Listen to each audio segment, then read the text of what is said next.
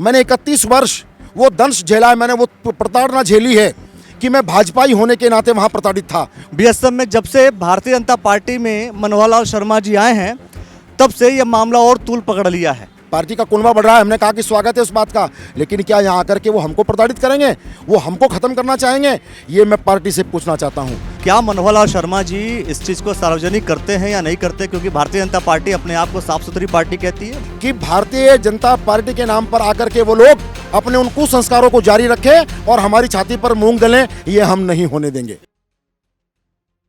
देखिए, इस वक्त हम लोग हैं रुड़की के गंगनहर कोतवाली में और एक मामला जो बहुत जोरों शोरों से चल रहा है, मामला ये बीएसएफ में जब से भारतीय जनता पार्टी में मनोहर लाल शर्मा जी आए हैं तब से ये मामला और तूल पकड़ लिया है।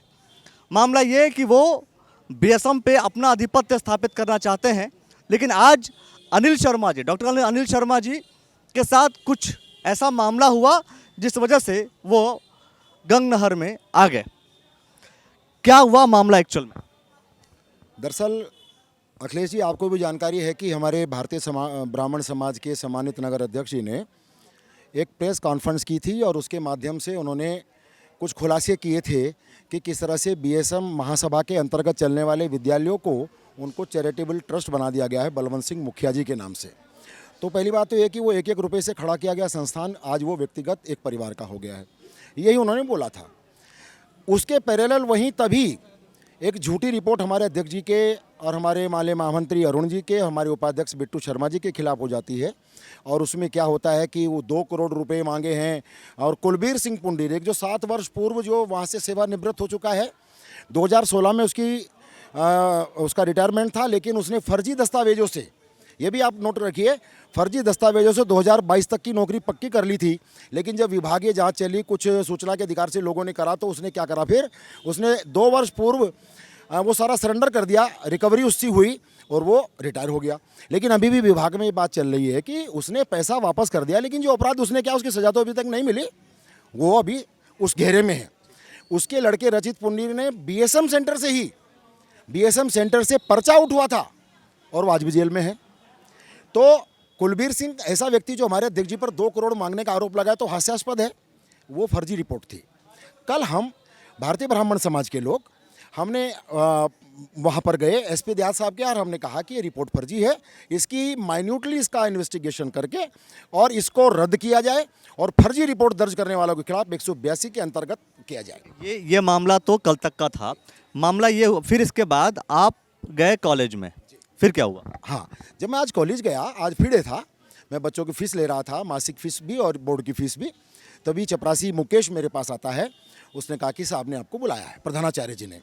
मैं प्रधानाचार्य जी के कक्ष की तरफ जैसे ही जा रहा था, रास्ते में मुझे कुलबीर सिंह पुंडीर मिलते हैं और अबे तबे से बात करते हैं, साले तू क्या कॉलेज का, बीएसएम कॉलेज का तू इतना बड़ा नेता है और ये कर दूंगा वो कर, जितनी गालियाँ उस वो दे सकता था।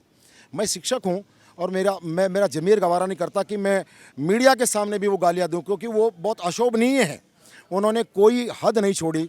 मेरे जैसा व्यक्ति जिसको कम से कम 5 साल से, अखिलेश जी आप भी जानते हैं मेरा चरित्र क्या है, मेरा व्यवहार कैसा है, मैं शिक्षक संघ का प्रदेश अध्यक्ष चुना हुआ हूँ, मैंने पहाड़ मैदान का मिथक तोड़ा है, और ऐसे व्यक्ति के लिए इस तरह की गालियाँ, और वहाँ कुछ लोग जो तथाकथित बीएसएम दरबार के जो चमचे हैं, उन्होंने मेरे साथ उस व्यवहार को होते देखा और मजाक ली। कुछ लोग मुझे बचाने के लिए आए।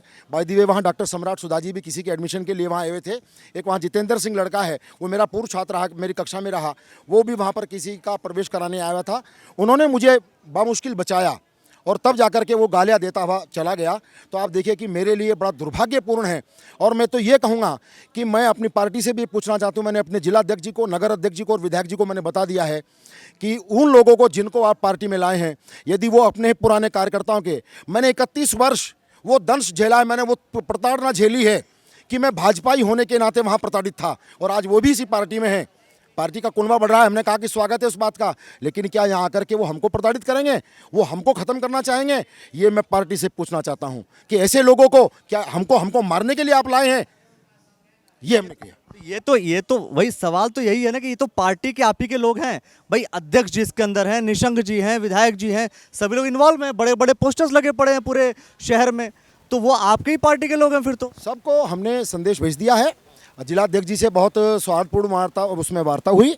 हम माननीय विधायक जी के यहाँ भी गए थे, लेकिन विधायक जी को आज 2-3 पगड़ी थी। उन्होंने कहा कि मैं 3:30 बजे के बाद मिल पाऊंगा, तो उनसे भी भेंट होगी, उनसे बातचीत करेंगे। लेकिन ये कतई नहीं होगा कि भारतीय जनता पार्टी के नाम पर आकर के वो लोग अपने उन कुसंस्कारों को जारी रखें और हमारी छाती पर मूंग दलें, ये हम नहीं होने देंगे। तो आपको लगता है कि क्या भारतीय जनता पार्टी जो है उनकी सदस्यता को रद्द करेगी और बाहर निकालेगी, ऐसा हो सकता है क्या? ये भारतीय जनता पार्टी को निर्णय लेना है, लेकिन उनको ये भी देखना पड़ेगा कि इनके आने से हमको लाभ हुआ कि हानि हुई। जो लगातार इस तरह के अध्यक्ष जी के खिलाफ झूठी रिपोर्ट, मेरे साथ गाली गलौज, मारपीट भी हो सकती थी, और वो अगर श्रृंखला जारी रही तो पार्टी के सोचने का काम है, उनको सोचना चाहिए। मैं क्या कह सकता हूँ उस बारे में, छोटा सा कार्यकर्ता। लेकिन ऐसा कई बार ऐसा होता है कि संरक्षण प्राप्त करने के लिए भी सत्ताधारी पार्टी में लोग ज्वाइन होते हैं, तो क्या वही है? वही हुआ है, वही हुआ है। इधर ब्राह्मण समाज जानते हैं, जो दूसरे तथाकथित अध्यक्ष हैं सुरेश शर्मा जी, उनके साथ महामंत्री अजय कौशिक के अलावा कोई तीसरा व्यक्ति नहीं है। कल भी उन्होंने कोई प्रेस करी, वो 2 ही व्यक्ति बैठे हुए हैं। अब हमने चुनाव कराया, डॉक्टर राजेश पालीवाल जी प्राचार्य पीजी कॉलेज रायसी, बाकायदा वोटर लिस्ट का प्रकाशन हुआ, बाकायदा कार्यक्रम बना, पर्चे दाखिल हुए, पर्चे वापस हुए, और ऐसे करके चुनाव हुआ। बिल्कुल निर्लेप और निष्पक्ष चुनाव हुआ। और वो कहते हैं, पहले आप मुझे बताइए, क्या आप भी मानते हैं कि बीएसएम के ऊपर आधिपत्य जबरदस्ती स्थापित किया गया है? बिल्कुल, वो तो 1-1 रुपया मांग करके संस्था खड़ी की गई है। आपको जानकारी दूँ, वो पहले ब्राह्मण संस्कृत पाठशाला था, फिर ब्राह्मण संस्कृत महाविद्यालय हुआ, फिर ये बात आई कि जातिगत नाम नहीं चलेंगे, तो फिर वो भारतीय संस्कृति महाविद्यालय हुआ, और आज किसी को पता नहीं है कि वो बलवंत सिंह मुखिया महाविद्यालय हो गया है।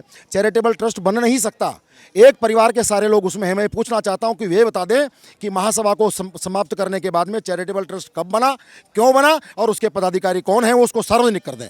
चलिए, अब देखना ये होगा कि क्या मनोहर लाल शर्मा जी इस चीज़ को सार्वजनिक करते हैं या नहीं करते, क्योंकि भारतीय जनता पार्टी अपने आप को साफ सुथरी पार्टी कहती है। भारतीय जनता पार्टी का एक स्टेटमेंट है कि 0% टॉलरेंस की सरकार है, तो क्या 0% टॉलरेंस के साथ सभी लोग को ज्वाइन कराया जा रहा है, या 0% टॉलरेंस के साथ जो है किसी को भी अपने साथ रखा जा रहा है? ये अपने आप में बड़ा सवाल है। लेकिन आप इन सभी सिनेरियो को सुन करके क्या सोचते हैं, क्या समझते हैं कि वास्तव में क्या चल रहा है? क्या ये भारतीय जनता पार्टी गलती है? क्या भारतीय जनता पार्टी मनोहर लाल शर्मा को बाहर फिर से निकालेगी, या भारतीय जनता पार्टी की जो सरकार है वो कार्रवाई करेगी? ये अपने आप में बड़ा सवाल का जवाब आपके माध्यम से, अगर आपको कुछ लगता है, आप कमेंट सेक्शन के माध्यम से जरूर दीजिए, और देखते रहिए द न्यूज़ नेटवर्क।